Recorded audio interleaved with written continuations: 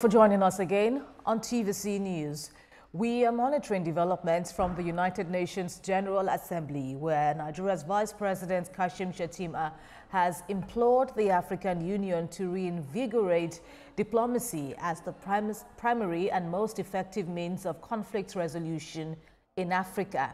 He acknowledged the role played by the AU's peace support operations, a unit designed to maintain, monitor and build peace in Africa through peacekeeping and peace enforcement missions. But he says the operation comes at a huge financial cost. The Vice President, representing President Bola Tinubu, made the call during a meeting of the AU Peace and Security Council at the level of heads of state and government held on the margins of the 80th session of the United Nations General Assembly in New York, the United States. We acknowledge the usefulness of AU's peace support operations. However, the operations come at huge financial costs. With the current United States administration and the growing interest of our traditional partners on conflicts outside the African continent, it is becoming increasingly difficult for our countries, at least in the immediate term, to shoulder total costs of peace support operations on the continent. As such, our continent must continue to maintain a blend of military and diplomatic approaches in its conflict prevention and resolution endeavors. Against this backdrop, we urge this Council to ensure that the concept of future peace operations, particularly the UN-mandated ones, make provision for diplomatic and political strategies that will ultimately address the root causes of conflict. We commend you, Chairperson, for your foresight in calling for renewed momentum in prevention efforts, for not only is conflict prevention less costly, it also provides countries a unique opportunity to strengthen their national compact in search for common grounds as they endeavor to build more peaceful, stable, and prosperous societies for all other people. Meanwhile, Nigeria and Italy, together with the board chair of the Global Partnership for Education, kicked off the 2026 to 2030 financing campaign at the United Nations General Assembly to turn the tide on the learning crisis. State House correspondent Femi Akonde tells us more.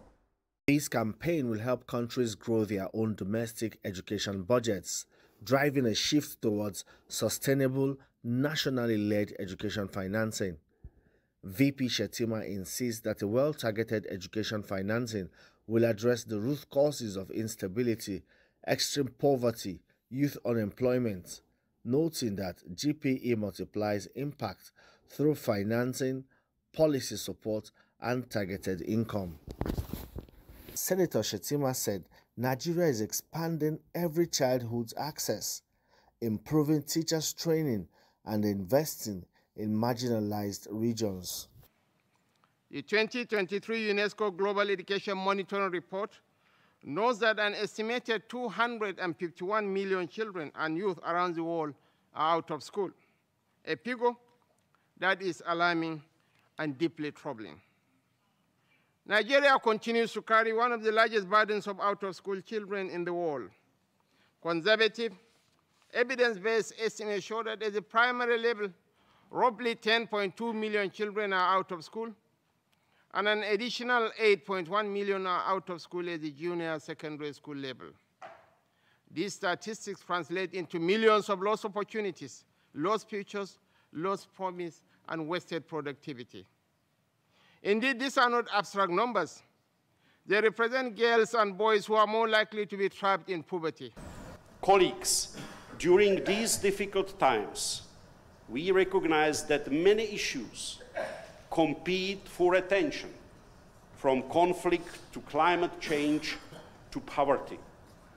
To keep the momentum going, we must shift the narrative on education, highlighting its foundational role in fostering the green and digital transitions and other skills for employment.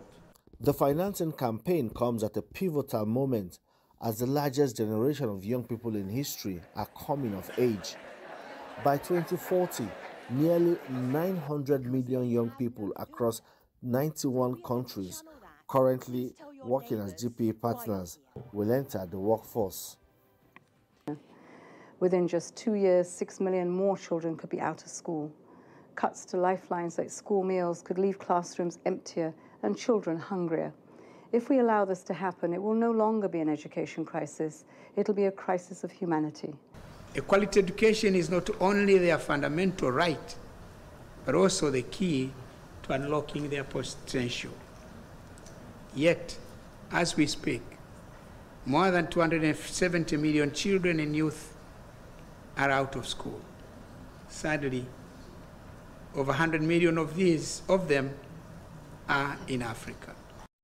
Nigeria's vice president urged donors to safeguard and increase official development assistance for basic education, prioritize flexible, predictable funding to strengthen systems and support targeted initiatives such as girls' education accelerators that deliver significant social return.